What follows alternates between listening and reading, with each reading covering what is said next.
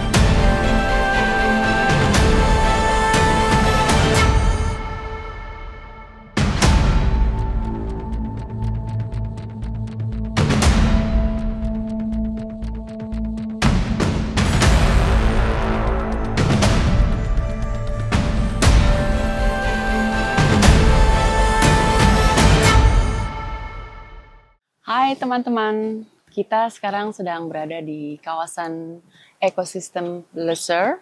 Ini adalah ekosistem hutan hujan tropis paling penting dan kaya akan keanekaragaman hayatinya di dunia.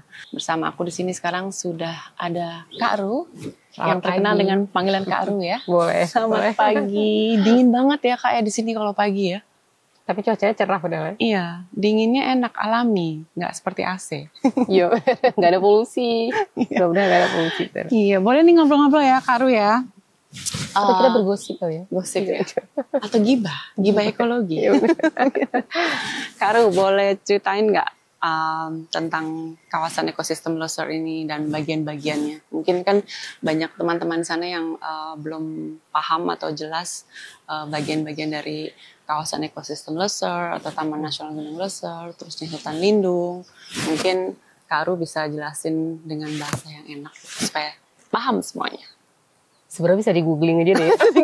Enak, keluar enak kalau dari Kak Ru ya. Kalau kalian pernah lihat ya 17 surat cinta itu penting harus ditonton ya teman-temannya. Ini bintang ini. Surat yang nggak pernah dibalas. Surat yang tidak pernah dibalas ya. Aduh, Tepuk sebelah tangan ntar kayaknya. Nanti dipastikan harus dibalas ini. Bener. Jadi ini berbagi ceritanya sebenarnya, berbagi pengalaman ya. Kalau KEL, kawasan ekosistem Lesser itu sebenarnya itu sebuah ekosistem seperti kata Mbak Davina tadi, ini sesuatu yang begitu penting bagi siapa ya? Pastinya bagi kita ya, terutama bagi manusia.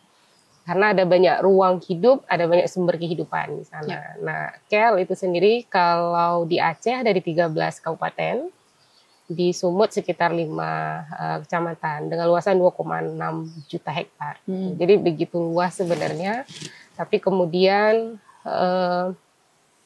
2,6 ini kan bukan hanya sekedar ruang yang proteksi ya, artinya hanya hutan lindung, hanya hutan konservasi, enggak sebenarnya.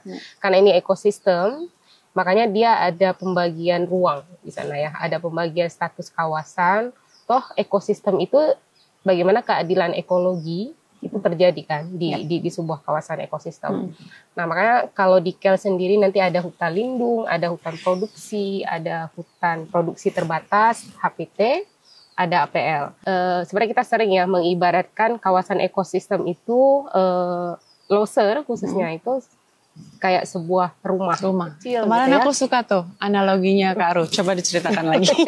Ya karena terkadang ketika orang nyebut KEL gitu ya, ini semuanya lindung, nggak boleh diapa-apain, nggak boleh dimanfaatkan, petani nggak boleh berkebun, nggak seperti itu. Kalau dianalogikan ke sebuah rumah, tentu rumah ada sebuah kawasan inti, ada ruang inti, kamar misalnya. Kemudian ada dapur, ada ruang tamu, ada ruang keluarga kan, kemudian ada halaman. Nah kalau di KEL ada, ini kita sedang berada di salah satu kawasan inti kan, Taman Nasional, yang itu kalau kita ibaratkan tuh kamar. Ya. Jadi kalau masuk ke kamar kita kan tidak boleh sembarangan juga kan, harus ada izin kepada yang pemilik kamar gitu. Nah inilah salah satu kawasan inti atau kawasan konservasi. Nah kalau di peta biasanya warna ungu. Nah warna ungu ini menjadi bagian penting yang disebut dengan kawasan konservasi. Nah itu satu bagian ya di KEL, tapi dia tetap di dalam status lindung, namanya konservasi. Nah kemudian di KEL juga ada hutan lindung atau kawasan hutan lindung ya. Karena nanti hutan sama kawasan hutan dua hal berbeda. Dua hal yang berbeda. Ya. Kalau kawasan hutan lindung, nah kalau saya menganalogikannya kepada ruang dapur ya atau tamu gitu atau ruang keluarga mungkin yang lebih intinya lagi. Karena hutan lindung itu walaupun dibilang lindung, dia tetap akan menjadi sesuatu yang bisa dimanfaatkan. Baik itu bagi masyarakat, baik itu petani. Kalau di kawasan di luar KEL ada namanya TWA ya. Nah itu konservasi, tapi kan para nelayan juga bisa mengambil manfaat ya.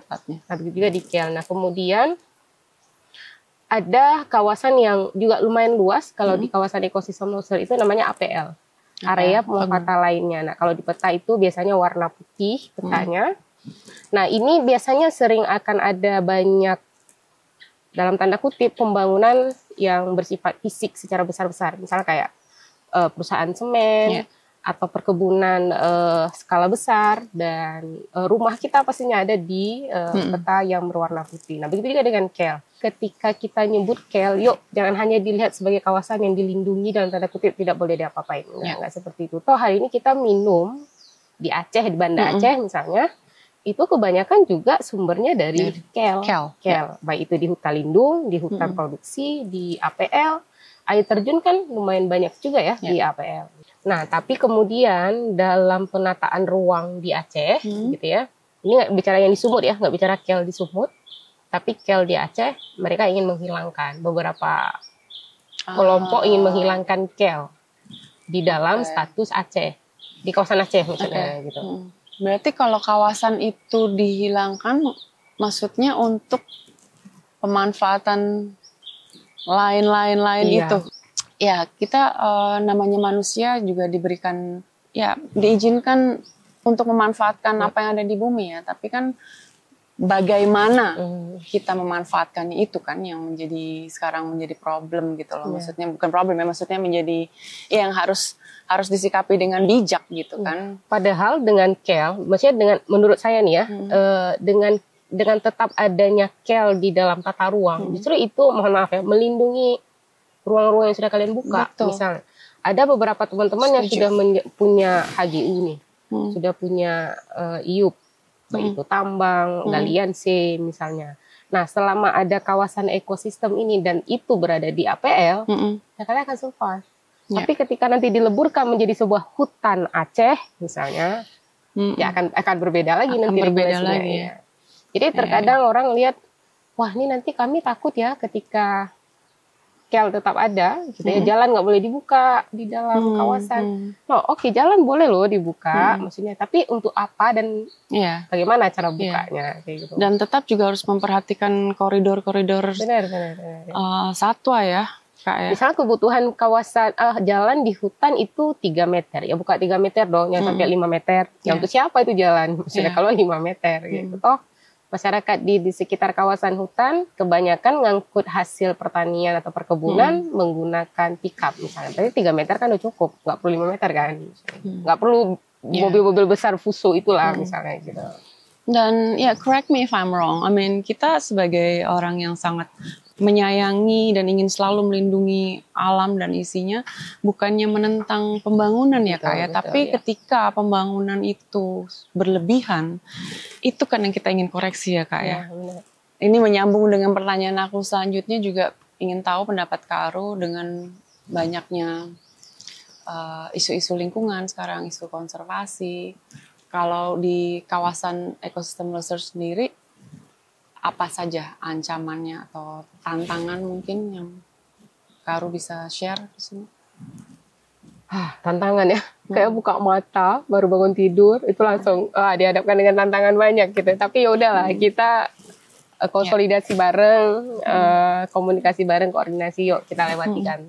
Jadi tadi awal tadi saja kita bahwa ada banyak entitas, ada banyak kelompok yang nggak tahu nih kenapa sih KEL mau dihilangin gitu ya dari status tata ruang di Aceh. Padahal ketika itu ada, itu menjadi sebuah alat guideline kan untuk oh kamu bangun di sini, kamu buatnya di sini, buatnya di sini. Jadi tidak menjadi ruang konflik baru. Ketika itu tidak ada aturan kan, siapa yang berkuasa, siapa yang ini kan akan langsung bisa oh saya di sini, saya di sini. Yang terjadi adalah muncul konflik baru lagi misalnya. Itu. Yang kedua, memang kita bukan anti pembangunan dalam tanda kutip nggak boleh bangun A, bangun B, enggak. Tapi ini sudah klasik ya, dimanapun kemudian pemerintah pengambil kebijakan itu ngebuat sebuah kebijakan gitu, misalnya ngebangun pabrik A gitu ya, pabrik semen A. Nah ini terkadang dokumen-dokumennya sering hanya formalitas, tapi tidak ngecek benar ke lokasi. Sehingga kita advokasi nih. Nah, ketika advokasi justru kita dianggap melawan negara gitu ya, melawan kebijakan, karena lagi-lagi yang terjadi ketika mereka bicara pembangunan ya atas nama rakyat. Emang kita nggak bekerja untuk orang tua rakyat. Toh kami juga rakyat loh yang kemudian menurut kami yang di dekat kawasan hutan, ya ini ruang hidup kami gitu. Karena hari ini yang punya apa istilahnya ya, bisnis besar itu kan bukan rakyat kecil ya, tapi kebanyakan adalah pemilik modal yang dia nggak tinggal di situ. Ketika terjadi banjir, ketika terjadi bencana-bencana lain, ya kalian jauh loh. Yang akan merasakan itu ya kami di dekat-dekat kawasan hutan ini gitu. Iya, dan harus paham juga ya bahwa mengambil keputusan di mana mau membangun ini, membangun itu, tanpa memikirkan dampak di sekitar gitu kan. Dimana kita tahu semuanya ini kan saling terkait ya, saling terhubung juga gitu.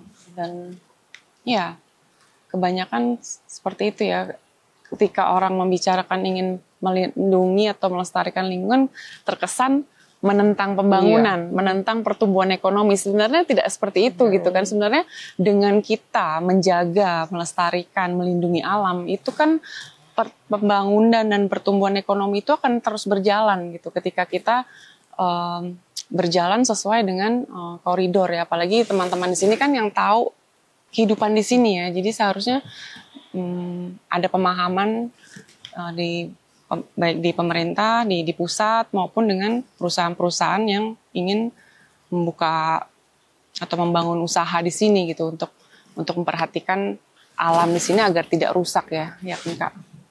Kemarin nih kan kita jalan-jalan nih, kita happy banget dan sampai bisa melihat orangutan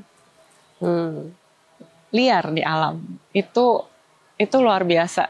Itu tidak bisa dihitung pakai apapun juga sih. Maksudnya ya kita kalau mau lihat satwa liar ya di alam, bukan di tempat lain. Dan kita juga di kandang. Iya, bukan di kandang gitu kan. Kecuali yang direhabilitasi ya, beda itu ya gitu. Tapi kalau untuk cuma hanya hiburan itu menyalahi lah gitu. Dan kita justru lebih bisa melihat perilaku alami mereka, kita bisa belajar melihat ya perilaku alami mereka di alam gitu loh, daripada ketika mereka di kandang gitu. Nah, membicarakan satwa di sini, bagaimana kehidupan satwa-satwa di sini, Kak Aruh? Dengan adanya mungkin ya masuknya kehidupan manusia merambah ke hutan. Iya. Satwa-satwa apa saja yang mungkin terancam atau bisa ceritain? Ya kok makin hari makin terkesan manusia ini kayak di atas gitu ya. Maksudnya yang lain itu kayak di bawah. Jadi tanpa melihat bagaimana kehidupan. Bahwa alam ini semua makhluk hidup, biosfera ini butuh. Jadi tidak hanya manusia yang butuh hidup kan itu dia. Nah yang terjadi hari ini misalnya kayak kemarin. Kak Aruh sampai berkaca-kaca loh. Aku kok tiba-tiba dia merasa tersakiti sekali alamnya itu di. Sorry intermezzo. No, it's okay. Intermezzo. Nggak apa. Ya. I feel you. Ya. Misal kayak kemarin, Mbak Davina welcome the jungle gitu ya, amin. Bisa melihat satwa ya benar di alamnya, di habitatnya gitu ya. Tapi kalau kita flashback ke 5-10 tahun yang lalu, misalnya kemarin kita agak jauh kan, baru menemukan dia ya. Artinya ada ruang hidup dia yang mulai terganggu ya. Mungkin tidak hanya pada orangutan gitu ya. Bagaimana dengan satwa-satwa yang lain? Yang terjadi adalah kalau di Kel, semakin sempitnya ruang hidup mereka, semakin sempitnya habitat, yang membuat ya jumlah populasi semakin hari semakin berkurang. Itu satu hal ya. Ada lagi misalnya dimensi perburuan liar yang kemudian terus dengan lifestyle hidup sebagian kelompok orang yang memicu untuk diburu di alam. Tapi kemudian yang paling besar juga adalah kehilangan rumah mereka. Ya. Karena kayak tadi atas nama pembangunan gitu ya, itu menghalalkan ya segala kayak tadi ya udah itu kan hewan gitu. Ya, dianggap cuma hewan. Ya, maka ketika teman-teman di konservasi sering dibilang kalian lebih milih monyet ya ketimbang manusia. Ketika kita bicara kan sering ya itu sudah hampir. Iya, saya juga sering dapat kayak begitu kok Kak. Setiap hari. Lebih milih satwa, lebih milih hewan ya. Iya, gimana? Iya, padahal kemudian kok kita lihat kalau dulu kalau di Aceh nih misalnya ya, kalau kita baca sejarah, gajah itu bisa hidup berdampingan sangat dengan orang tua kita dulu. Malah Iskandar Muda, salah satu raja Aceh gitu ya, dia punya 1.000 pasukan gajah. Artinya kalau di sekeliling kerajaan punya 1.000, ada 10.000 lebih nih di hutan, gitu yang sama sekali tidak terjadi konflik, sama sekali tidak terjadi ada interaksi aktif antara manusia dengan. Kenapa orang dulu, zaman dulu itu kok lebih pintar ya? Ketimbang kita yang hari ini begitu luar biasa teknologi. Kalau itu kemudian dikombinasi dengan pengetahuan sekarang, dengan cara hidup, attitude kita, dengan ekologi, ya kayaknya nggak akan terjadi lah bahwa hari ini ada banyak kasus di pengadilan yang tiba-tiba orang jual kulit harimau, orang hutan, bayi orang hutan dan lain sebagainya. Artinya kalau ditanya soal satwa, ya kan satwa juga makhluk hidup. Yang kemudian juga mentransfer banyak fungsi ya kepada manusia. Jadi kita sering manusia itu kayak kami lebih tahu, kami lebih punya makna hidup ketimbang kalian. No, come on. Jangankan gajah yang lebih besar, mamalia, burung gitu ya. Pacat saja yang paling kecil yang dianggap menjadi musuh gitu ya ketika masuk hutan. Dia punya tetap punya peran gitu ya. Bagaimana kemudian menjaga kelembaban dan lain sebagainya. Mereka punya peran untuk menjaga keseimbangan semuanya ya. Iya. Terkadang manusia yang nggak memberi manfaat ya. Iya. Iya, jadi sepertinya sekarang nih banyak ilmuwan juga bilang kalau kita tuh memasuki era antroposen. Era antroposen tuh era di mana manusia tuh menguasai segalanya, menguasai alamnya, berada di atas segalanya. Dan sekarang udah di fase sepertinya melebihi batas dari kapasitas yang seharusnya bumi bisa berikan ya gitu loh. Dan aku suka melihat banyak berita gitu seperti ada yang terputus gitu loh antara hati dengan isi kepala manusia nih yang dibilang pintar dengan hati nurani ya. Jangan mention. Ketika membicarakan pembangunan yang menghalalkan atau menerobos segala aturan undang-undang yang ada, sebenarnya kita juga udah ada kan aturan undang-undang yang mengatur itu semua agar tidak menjadi sebuah kerusakan massal gitu loh. Tapi kok seolah-olah ditebas semuanya, diperbolehkan semuanya hanya untuk ya itu in the name of pertumbuhan ekonomi, pembangunan. Tapi apalah artinya pertumbuhan ekonomi atau pembangunan ketika alamnya habis gitu loh. Sesederhana itu sih, aku suka nggak habis pikir aja gitu loh ketika seperti semuanya tuh kayak pingin diterobos, dibabat semua saat ini. Masa depan kita bagaimana sih? Dan kayak Kak Aru kemarin bilang, sebenarnya bukan warisan, ini titipan.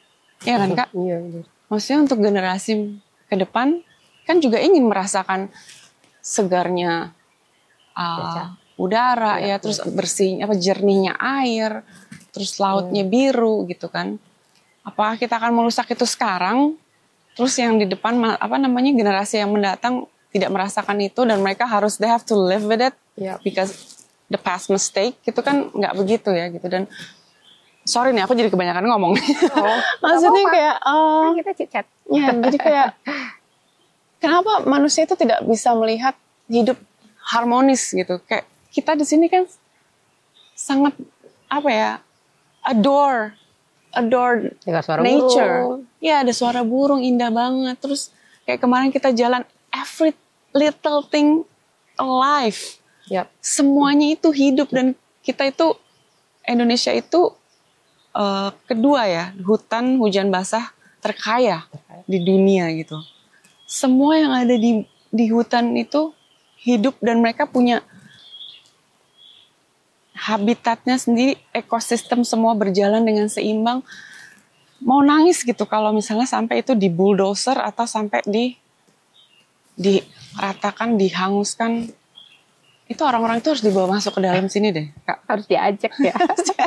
Kemarin kita jalan sampai 4-5 jam ya. Ya. Gak terasa capek kan?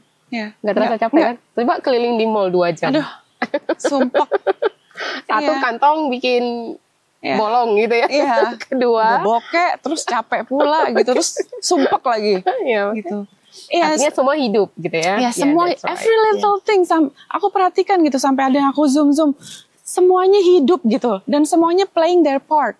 Semuanya memainkan peranannya untuk keseimbangan ekosistemnya, di mana ekosistem yang sehat, yang seimbang, kembali lagi kebaikannya itu untuk, atau manfaatnya untuk manusia. Jadi kalau itu semua nggak ada, kita mau hidup apa? Nafas pakai apa? Helium? Enggak kan? Bayar dong. Berjam lagi. Oh ya, kita mau nanya ini tentang film dokumenter 17 Surat Cinta ya. Ini bukan ngadu acting ya. Ini dibales nggak sih, Kak?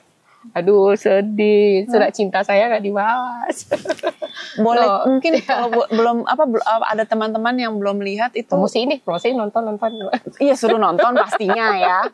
Tapi ini dibikin summary sedikit, isinya apa sih, Kak, suratnya? Nah, sebenarnya kita itu kan sudah memantau itu sejak tahun khusus ya, tapi pantau secara umum itu sejak 2013 ya. Tapi kemudian khusus untuk Suaka Marga Satwa Rawasingkil, kita coba memantau itu sejak tahun 2019 itu sudah mulai terlihat aneh bagi kita. Karena teman-teman di JIS itu melihat ini kok ada bolong-bolong yang tidak pada tempatnya nih. Karena kan status SM ini Suaka Marga Satwa loh, yang sangat apa dibilang? Ya jangankan rambah, nanam pohon saja. Nanam pohon ini kan niat bagus ya. Harus izin. Bayangin kalau kemudian dibuka gitu ya. Maaf, Kak, jadi kalau Suaka Marga Satwa itu paling tinggi. Kalau untuk satwa. Untuk satwa. Satwa ya. Kalau tahura untuk tumbuhan kan biasanya. Gitu. Kalau SM itu kan hampir setingkat dengan Taman Nasional, yang sebenarnya masuk ke situ untuk kita tanam pohon atau untuk berbuat baik lah misalnya ya. Ya itu harus izinnya sangat berlapis gitu ya.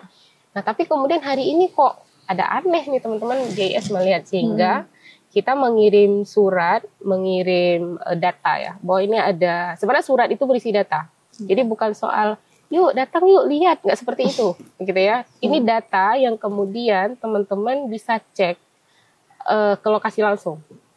Kalau ada niat. Nah, masalahnya kan nggak ada niat ya. Iya, niat. Gimana nih? Jadi kita ngirim hampir setiap bulan sampai dengan surat ke-17 itu. Hampir 2 tahun lah kita mengirim surat. Karena teman-teman memantaunya hampir setiap hari kan. Jadi itu diakumulasikan ke dalam data bulanan, kemudian dikirim gitu ya. Nah, tapi ya tadi ternyata memang surat kita sampai hari ini gitu ya. Kemarin Karo sempat cerita sampai ngasih langsung suratnya di depan. Iya, akhirnya itu kan surat 17 ya. Kebetulan di film itu sampai surat 17. Nah, surat 18-nya kami langsung mendatangi Istana Wapres dan juga ke salah satu lagi ke Sekretariat Negara. Ya, situ juga kita antar langsung. Tapi lagi-lagi kemudian apakah surat kita diterima dengan baik? Atau kemudian mohon maaf mungkin jadi bungkusan mie, bungkusan jagung atau kacang yang mudah-mudahan itu dilihat si datanya. Tapi kemudian pasca film itu launching, tapi bukan berarti film itu memberi efek yang besar, bukan pada dimensi itu ya. Tapi kita melihat teman-teman di Gakum dan di Dirjen KSDE, di KSDA itu sendiri, mereka melakukan sesuatu hal, tapi menurut kami itu belum cukup ya. Karena tidak sebanding apa yang terjadi di lapangan. Kalau kemudian hanya datang nyisir lokasi, sebelum datang informasi juga sudah tersebar gitu ya. Maksudnya gini ya, bukan berarti kita sipil itu sesuatu yang ini bicara soal kesombongan, bukan. Toh hari ini kelompok sipil saja bisa mengungkapkan sebuah situasi yang begitu secret ya, sehingga kita melakukan investigasi di sana. Gak mungkin dong setingkat Polda, setingkat Gakum tidak bisa melakukan itu, nggak mungkin. Toh mereka diisi oleh orang-orang yang cukup berkompeten dan kemudian mereka punya wewenang kan itu. Tapi kemudian sampai hari ini apa yang terjadi di Rawasingkil gitu ya, itu belum dalam tanda kutip menjawab apa yang sudah dilakukan gitu di sana. Karena kalau dilihat bukaannya luar biasa dan yang tumbuh adalah tanaman sawit di sana. Yang menurut kita lagi-lagi cara mereka menanam sawit juga, satu, nanam di tempat yang haram nih. Yang kedua, cara bukanya juga buka yang cara haram gitu ya, dalam tanda kutip. Mereka buat dulu land clearing dulu area, kemudian buat kanal. Salah satu fungsi SM atau rawa itu kan bagaimana menjadi tempat tampungan air ketika musim hujan. Ketika musim kering dia akan melepaskan. Tapi ketika dibuat kanal jadi kering, ya udah. Tapi orang-orang itu klaim kalau mereka nggak apa-apa punya izin gitu.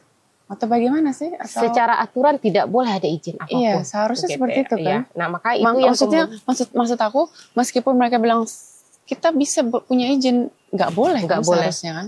Jadi ini sebenarnya dari Kak Ru dan teman-teman yang diharapkan balasan seperti apa dari pemerintah?